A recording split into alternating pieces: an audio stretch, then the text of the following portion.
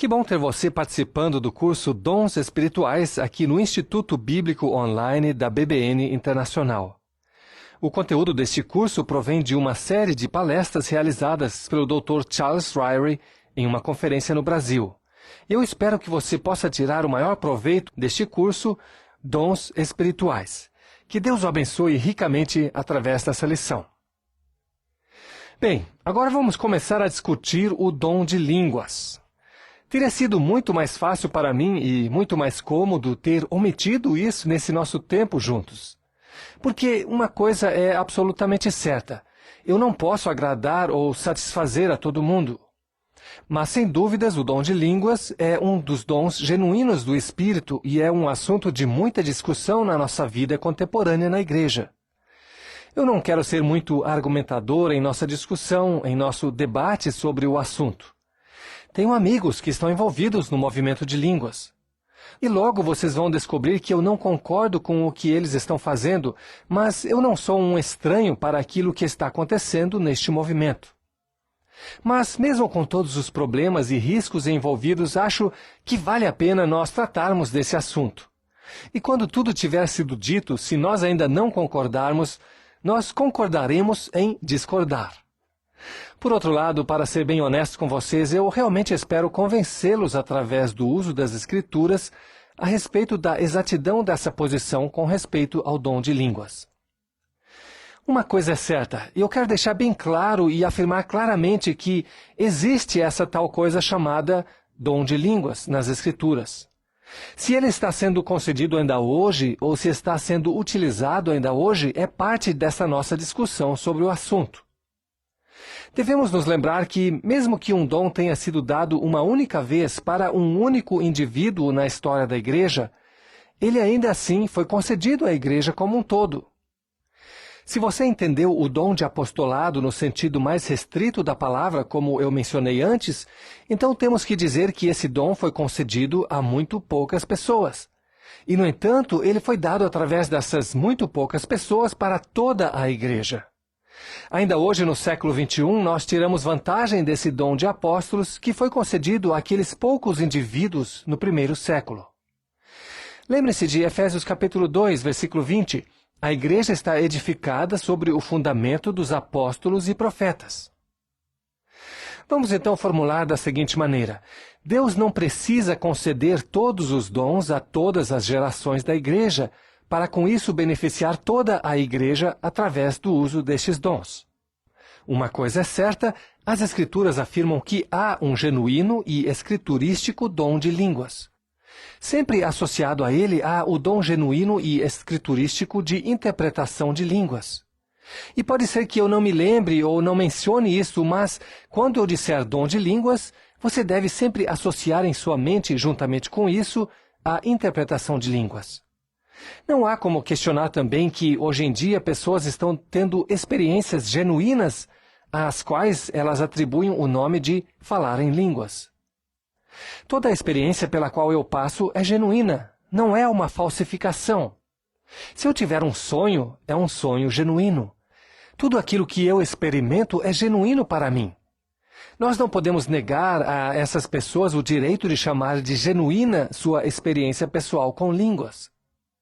A questão verdadeira é: será que qualquer experiência que eu tenho é escriturística, baseada nas Escrituras? E isso não é uma pergunta que precise ser feita somente para essa experiência que hoje estão chamando de genuína experiência do dom de línguas, mas também para outras experiências que nós possamos ter hoje em dia. Agora, meus irmãos, isso é muito importante, não porque eu esteja tentando provar algo sobre línguas, mas é porque todos nós precisamos colocar as nossas experiências dentro do molde da palavra de Deus. E é aí que está o nosso teste, a nossa prova. Um exemplo que nada tem a ver com línguas. A direção que o Senhor nos concede em nossa vida é uma experiência genuinamente escriturística. As pessoas nos tempos bíblicos foram guiadas ou conduzidas pelo Espírito de Deus, e desde então o povo de Deus tem experimentado essa direção, e nós também a temos experimentado. A frase mais famosa a respeito disso, vocês sabem, é: guia-me pelas veredas da justiça. Muitas vezes ouvimos a frase: Deus me dirigiu para fazer esse tipo de coisa. E eu devo confessar que sinto e penso que o Senhor não teve absolutamente nada a ver com aquela decisão ou atitude. Lembro-me de um indivíduo que se disse guiado ou dirigido a fazer uma grande viagem muito cara. Ele não tinha como pagar aquela viagem. A razão pela qual ele disse que o Senhor o dirigiu a fazer aquela enorme viagem e gastar aquela enorme quantia foi porque alguém, algum dia, lhe ofereceu um pequeno presente. Se você não vê qualquer relação entre essas duas coisas, eu também não vejo. Alguém veio à sua casa e lhe deu um presente, e ele tomou essa dádiva, esse presente, como um sinal de que Deus queria que ele fizesse aquela longa viagem de recreação. Lá nos Estados Unidos, eu estive numa igreja para uma série de reuniões. A igreja ficava no estado de Ohio e havia uma pessoa naquela igreja que era um professor, um mestre da Bíblia muito capacitado. Aquela pessoa muito bem dotada me disse ao longo daquela semana: Deus não me dirige para assistir o culto de domingo à noite. Ele disse: Deus me guia a ficar em casa e eu estudo a minha Bíblia nesse tempo que fico em casa. Agora, Deus não estava guiando em qualquer um desses dois casos que eu mencionei. Há um trabalho, uma obra genuína do Espírito Santo em nos conduzir. Aquelas duas pessoas tiveram duas experiências genuínas. Ambas deram a essas experiências o nome de direção do Senhor. Mas acho que vocês vão concordar comigo que nenhuma das duas estavam experimentando a direção genuína e escriturística concedida pelo Espírito Santo. Quando eu era aluno no seminário, eu trabalhava num lugar que podemos chamar de um conjunto habitacional em construção. Muita gente morando em pouco espaço. Tínhamos ali naquele lugar cultos ao ar livre, programas evangelísticos e aulas de escola dominical para todas as faixas etárias. E havia um grupo de 3 ou 4 alunos que tomava parte nesse ministério. E havia uma senhora naquele grupo muito simpática que estava sempre tendo sonhos a respeito de nós, os 4 alunos. Talvez fossem pesadelos, eu não tenho certeza. E ela chegava para nós no domingo de manhã e dizia assim: Sabe, eu tive um sonho a seu respeito durante essa semana. Naquele sonho, o Senhor me disse para dizer a você que você tem que ficar entusiasmado e ficar alegre com o seu trabalho no seminário, com os seus estudos. E ela voltava às vezes a se encontrar conosco no meio da semana e dizia: Olha, tive um sonho e o Senhor me disse que eu dissesse a você para não ficar preocupado com a sua mensalidade no seminário. É claro que ela nunca nos entregou um cheque como prova disso. Era muito bom ter essas palavras de estímulo e apoio, mas nunca, nem por um momento, me passou pela cabeça que Deus estivesse se comunicando comigo através daquela senhora. Na verdade, havia horas em que nós devíamos ter nos ocupado com as contas a pagar, e devíamos ter feito alguma coisa para nos certificar de que éramos capazes de pagar as contas. A mesma coisa com os exames que estavam se aproximando. Mas eu nunca disse nada para ela, simplesmente deixei que ela continuasse sonhando. Ela não estava tendo uma experiência escriturística. Estava tendo uma experiência genuína. Não era especialmente contra as Escrituras.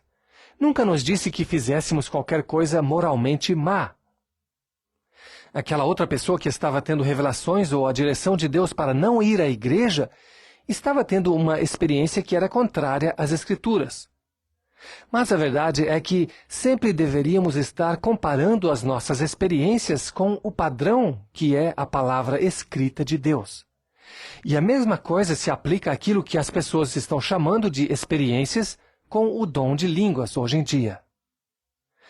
Vamos celebrar então um pouco o que já aprendemos sobre o dom de línguas. Eu afirmei que não havia dúvida quanto à existência de um dom genuíno e escriturístico chamado dom de línguas. Também afirmei anteriormente que é bem claro que nem todas as pessoas crentes no primeiro século falavam em línguas. Você pode ser um crente espiritual sem falar em línguas. Pode ser um crente batizado no Espírito Santo sem falar em línguas. Lembrando-se da passagem em 1 Coríntios 12, 13, onde se afirma que todos foram batizados em um só Espírito, e o versículo 30 que afirma que nem todos falam em línguas. Você pode ser um seguidor de Jesus Cristo e não falar em línguas, porque, com o conhecimento de que dispomos, Jesus Cristo nunca falou em línguas. De modo que se alguém que fale em línguas quiser fazer com que você se sinta um cristão inferior a ele, isso realmente não é verdade. Pode até ser que você não seja um crente tão bom quanto ele, mas isto não se deve ao fato de você não falar em línguas. E tentar imitar ou reproduzir a experiência de uma outra pessoa qualquer, talvez não valha a pena mesmo para você. Quero agora apresentar uma pergunta e tentar respondê-la. O que era o dom de línguas? Todos reconhecemos que há um elemento desconhecido no dom de línguas, alguma coisa desconhecida. A pergunta crucial é se as línguas referidas no dom de línguas no Novo Testamento eram linguagem celestial desconhecida de todos os homens, ou se eram línguas terrestres desconhecidas para aquela pessoa que exercia o dom. Seja como for o caso, elas são desconhecidas para aquele que fala. Pessoalmente, eu acredito que as Escrituras indicam que elas eram línguas terrestres, reais, que eram desconhecidas para aquela pessoa que as falava, mas que poderiam ser conhecidas para aquelas pessoas que conhecessem ou falassem aquele idioma. Nós não somos deixados à nossa própria sorte para descobrir qual é a natureza do dom de línguas mencionado no Novo Testamento, porque Atos capítulo 2 nos deixa bem claro qual a natureza desse dom. Claramente, o dom de línguas mencionado no livro de Atos capítulo 2 faz referências a línguas terrestres, que eram entendidas por algumas daquelas pessoas que ali estavam presentes, mas que não eram entendidas ou conhecidas por aqueles que as estavam falando. Claramente, nos versículos 6 e 8 do capítulo 2 de Atos, Lucas afirma que aquelas eram línguas terrestres. A palavra ali utilizada não é a palavra normal para língua, mas a palavra da qual se derivou a palavra dialeto. E a palavra dialeto no grego significa uma língua utilizada por uma determinada nação, utilizada numa determinada região. Realmente não há qualquer debate sobre que tipos de línguas foram faladas no dia de Pentecostes. Mas algumas pessoas pensam que aquilo que aconteceu alguns anos depois em Corinto já era um outro tipo de fenômeno, um outro tipo de línguas, que não eram línguas terrenas que as pessoas em Corinto estavam falando, mas línguas celestiais. Isso é possível, mas eu acho altamente improvável. Normalmente, quando nas Escrituras você tem um evento que não é explicado numa passagem, mas é explicado em outra, a regra de hermenêutica manda deixar que aquela passagem que é clara explique aquela que não é clara. O dia de Pentecostes aconteceu antes que a primeira epístola aos Coríntios fosse escrita, mas o livro de Atos, que registra aquilo que aconteceu no dia de Pentecostes, na realidade foi escrito depois da primeira carta aos Coríntios. E Lucas não sentiu qualquer necessidade específica de mencionar que as línguas que haviam acontecido no dia de Pentecostes fossem por qualquer razão diferentes daquelas que haviam sido manifestas em Corinto. Aparentemente, então, parece lógico afirmar que há somente um dom de línguas no Novo Testamento, que se refere a línguas terrenas, que poderiam ser entendidas por alguém que estivesse ouvindo, mas que não eram entendidas necessariamente por aquela pessoa que estava falando. Resumindo, eram línguas de outra nacionalidade. Além do mais, para terminar essa parte, o argumento vem do uso da palavra glossa no Novo Testamento, que sempre se refere a uma língua terrena estrangeira. Eu quero fazer agora uma análise, obviamente não de versículo por versículo, mas uma análise razoavelmente completa de 1 aos Coríntios 14. Nos primeiros 19 versículos desse capítulo, Paulo está de uma maneira geral comparando o dom de profecias com o dom de línguas, quando utilizado sem interpretação ou com interpretação. E ocasionalmente nós vamos ter que parar e tentar descobrir se ele está falando sobre línguas interpretadas ou línguas sem interpretação. Mas, de um modo geral, Paulo está comparando o dom de profecias com o dom de línguas quando essas não são interpretadas. No versículo 2, por exemplo, ele diz que quem fala em outra língua não fala a homens, senão a Deus. Então, isso aqui está se referindo a línguas quando não interpretadas. E essa é a razão pela qual ninguém entende, porque não foram interpretadas. Ao passo que a pessoa que está profetizando fala claramente aos homens, porque a audiência pode entender aquilo que ela está falando. Esse contraste é mais uma vez afirmado no versículo 4. Porque aquele que fala em língua, a si mesmo se edifica. Edifica a sua própria pessoa. Ninguém mais além dele é edificado. Se você não entende inglês, e se eu fosse orar em inglês aqui, eu seria edificado, mas você não entenderia absolutamente nada. Mas aquele que profetiza e fala numa língua que o povo entende, está edificando a igreja. Por isso a pessoa que profetiza é mais importante do que aquela que fala em línguas, a não ser que as línguas sejam interpretadas e assim toda a igreja entenda. Por isso é extremamente importante que quando o dom de línguas é exercitado, o dom de interpretação de línguas também o seja. Por isso que eu disse que esses dois estão sempre juntos. Vamos supor que alguém diga: eu oro em línguas e essa oração particular em línguas é de grande proveito para a minha vida e eu não gostaria que você me privasse desse privilégio. Paulo deixa bem claro que falar em línguas perante a igreja sem interpretação não tem qualquer valor. E algumas pessoas concordam com isso, mas afirmam: eu falo em línguas, oro em línguas na minha própria casa, e isso é de grande valor para mim. Particularmente, eu não creio que, em qualquer parte desse capítulo, Paulo esteja falando sobre a prática de qualquer dom na própria casa. Ele está falando sobre profetizar, falar em línguas, interpretar as línguas na assembleia, na reunião da igreja. Mas o que ele afirma a respeito de línguas não interpretadas é igualmente aplicado à pessoa que as está utilizando em particular. Note muito bem o que ele diz nos versículos 14 e 15, que são muito importantes. Se eu oro em línguas, o meu espírito ora de fato.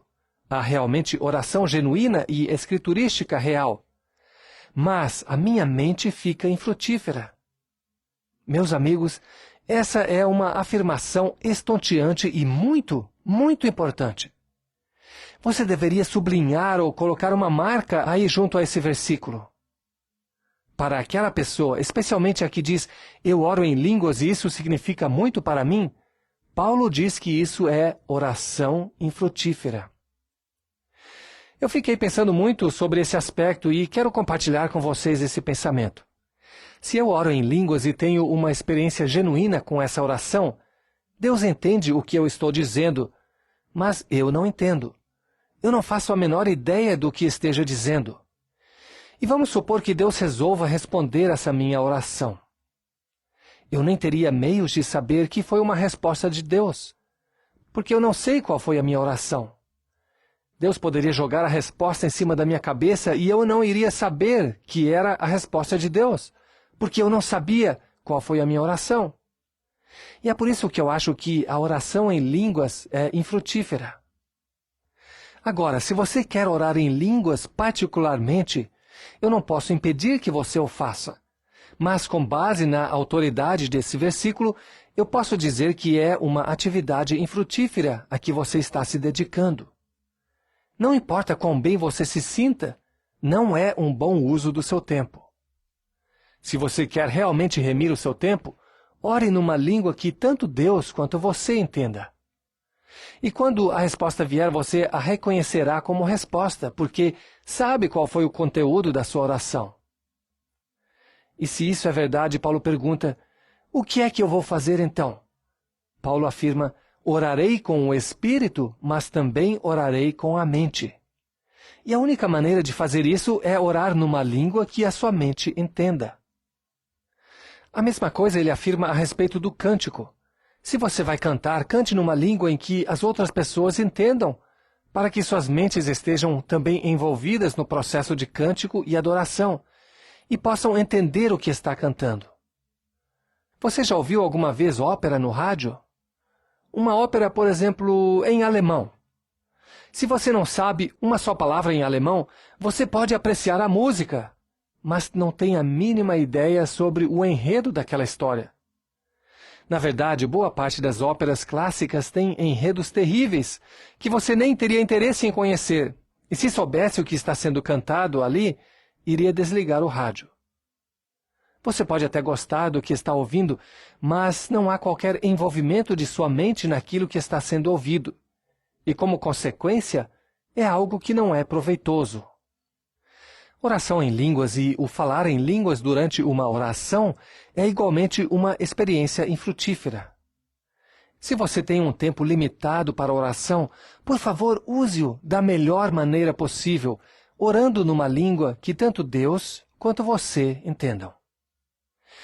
Depois, no versículo 16, Paulo dá uma ilustração. Se uma pessoa está orando em línguas e ninguém interpreta, como é que a outra pessoa vai dizer amém, visto que ela não sabe aquilo que está sendo dito? E ninguém é edificado, incluindo a própria pessoa que fala, porque não sabe o que está dizendo.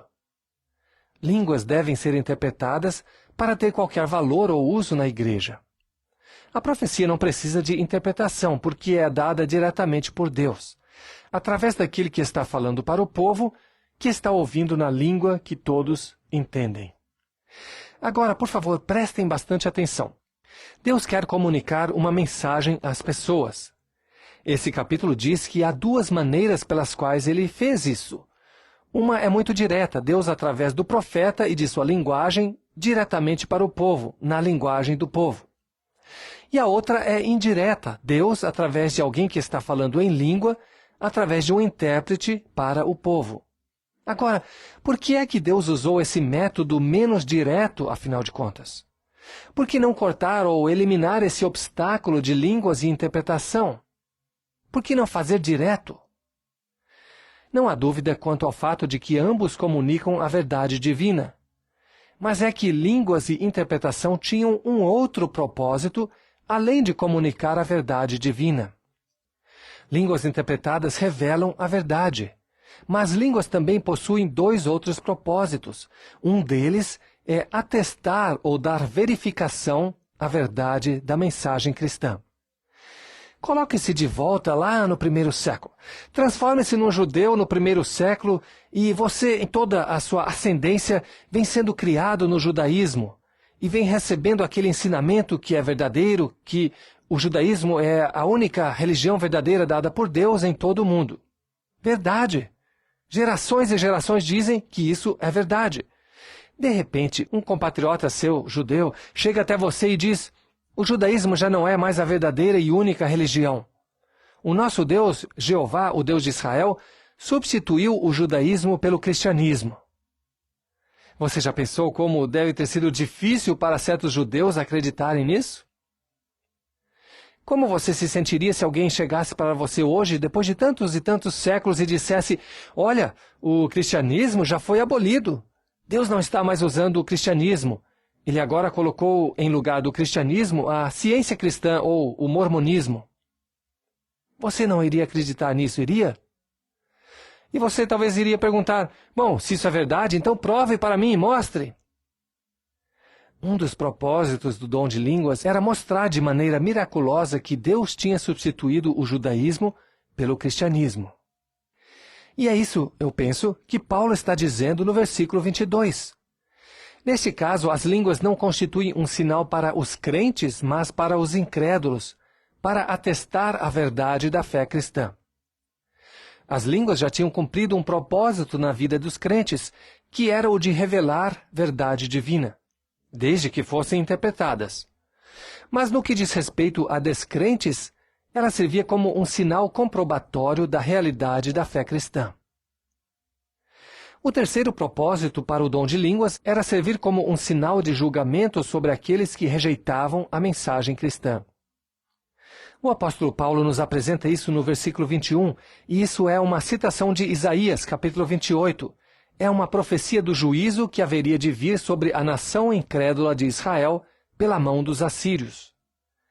Isaías comunicou ao povo de Israel que, quando ouvissem aquela estranha língua dos assírios em sua terra, e vissem os assírios levando os judeus cativos, saberiam que deveriam ter dado ouvidos à mensagem do Senhor. De igual modo, se uma pessoa entrasse numa igreja cristã, numa assembleia cristã no primeiro século, e ouvisse aquelas línguas estrangeiras sendo ali faladas, deveria pensar: olha, isso pode ser algo da parte de Deus, que eu deveria estar ouvindo. E caso ele rejeitasse a mensagem cristã, aquelas línguas que tinham ouvido passariam a ser um sinal de juízo sobre a sua incredulidade. E eu penso que esse terceiro propósito do dom de línguas, de ser um sinal de juízo para aqueles que rejeitam a mensagem cristã, servia especificamente para o povo judeu. Notem a palavra no verso 21, falarei a este povo.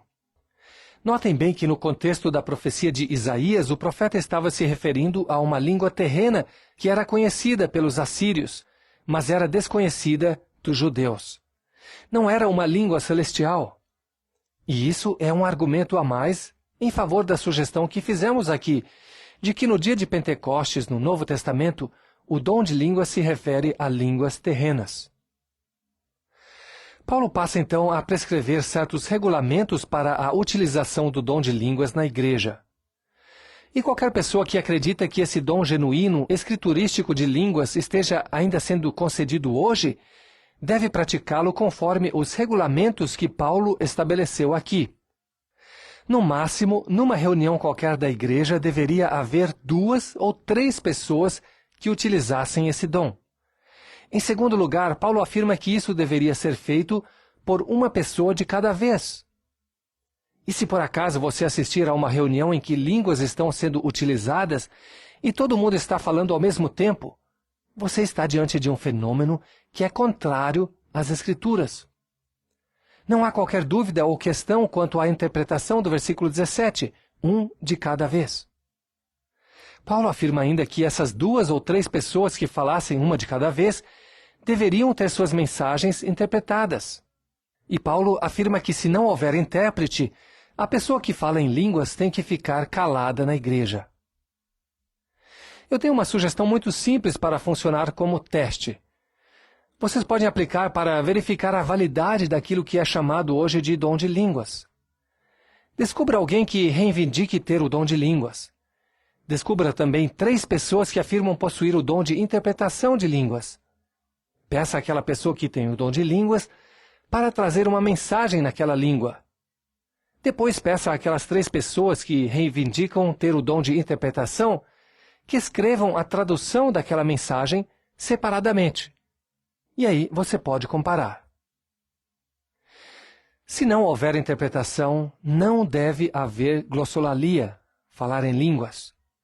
Paulo afirma que não deve haver confusão na igreja. Sempre que houver confusão quando o chamado dom de línguas for usado, ele não estará sendo praticado de acordo com as Escrituras. O versículo 34 vai levantar uma porção de perguntas das quais não vou responder nenhuma. Mas uma coisa parece bem clara, seja lá o que for que o versículo 34 diga ou não diga, ele deve se relacionar ao conteúdo, ao assunto do capítulo. O conteúdo do capítulo é falar em línguas. Mas seja lá o que mais ele quer significar uma coisa, ele significa: as mulheres não deveriam falar em línguas na igreja. E se as senhoras me desculparem por aquilo que eu vou dizer, eu ousaria observar. Se essa ordem aqui fosse observada, o movimento de línguas morreria de morte natural. Qual é o fenômeno atual que tem recebido o nome de falar em línguas? Isto não é uma pergunta fácil de responder, porque provavelmente não é o mesmo fenômeno que se aplica em todas as situações. Vocês sabem, eu espero, que o fenômeno de línguas ocorre em muitas partes do mundo e ocorre até mesmo com religiões não cristãs. E por que há isso em religiões não cristãs? Certamente, isso não é o dom escriturístico de línguas. Línguas podem proceder de Deus, essa é uma opção. Pessoalmente, não creio que seja o caso hoje. E as línguas podem não ser de Deus, podem ser uma farsa, uma imitação satânica, de modo a desviar as pessoas da verdade. Satanás faz isso com uma porção de coisas. Ele pode fazer isso, como já vimos, com aquilo que é chamado de direção dada pelo Senhor. Mas eu creio que a maior parte do que está acontecendo hoje sob o rótulo de línguas é uma experiência natural e fabricada. Eu estava lendo um livro outro dia e um dos capítulos era intitulado Como Aprender a Falar em Línguas. Não tinha nada de sobrenatural. Era simplesmente um processo natural para aprender a falar em línguas. Eu não sei, mas o livro custava muito mais do que eu estava disposto a pagar. E acabei nunca falando em línguas. Se fosse um dom genuíno de Deus, deveria ser grátis, não é mesmo? Um parágrafo de um livro escrito por um linguista explica como esse fenômeno atual é uma experiência natural e fabricada e que não tem nada de sobrenatural. Abre aspas. Não há qualquer mistério sobre a glossolalia. Amostras gravadas em fitas são de fácil obtenção e fáceis de ser analisadas. Sempre demonstram ser a mesma coisa.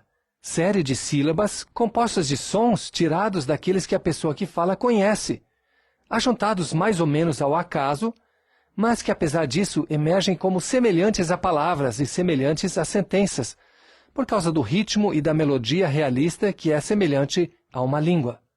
Reticências. Todos os espécimes de glossolalia que já foram estudados não produziram quaisquer características que sequer chegassem a sugerir que refletem algum tipo de sistema comunicativo. Reticências. A glossolalia não é um fenômeno sobrenatural. É, na verdade, um fenômeno muito natural. De fato, qualquer pessoa pode produzir glossolalia, se estiver suficientemente desinibida e se descobrir qual é o truque.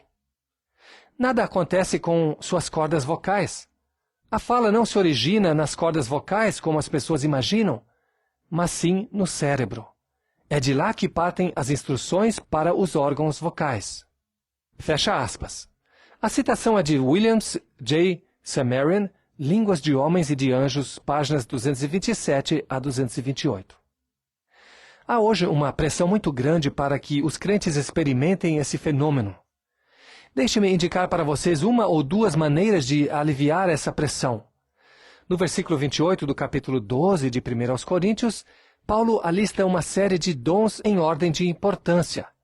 Paulo começa dizendo que os mais importantes são apóstolos, depois profetas, depois mestres, depois operadores de milagres, depois dons de curar, socorro, governos e, por último, variedade de línguas. De modo que, se alguém chegar até você e disser, você tem que ter essa experiência, você pode lhe responder com base nesse versículo, muito obrigado, mas eu estou me ocupando com alguma coisa mais importante. Por exemplo, você poderia dizer, eu estou me ocupando agora com o dom de socorro. Se alguém tentar lhe dar a impressão de que você não pode ser um crente de primeira classe a não ser que fale em línguas, você pode responder assim, muito obrigado, eu estou tentando simplesmente ser semelhante a Cristo. E para ser semelhante a Cristo, eu não preciso falar em línguas. Mas se alguém chegar e disser, nós só queremos orar com você, você pode dizer para ele, muito obrigado, mas eu receio que se eu tentar passar algum tempo aprendendo a orar em línguas, vai ser um tempo infrutífero. Eu preferiria passar o meu tempo e investir o meu tempo de uma maneira frutífera. Eu espero que o Senhor possa lhe conduzir a pensar de maneira sadia, realista, bíblica, com base neste capítulo da Bíblia. E assim, querido estudante, encerramos este curso, Dons Espirituais, por Charles Ryrie. Que Deus o abençoe ricamente. Eu espero que você retorne para fazer mais um curso aqui no Instituto Bíblico Online da BBN.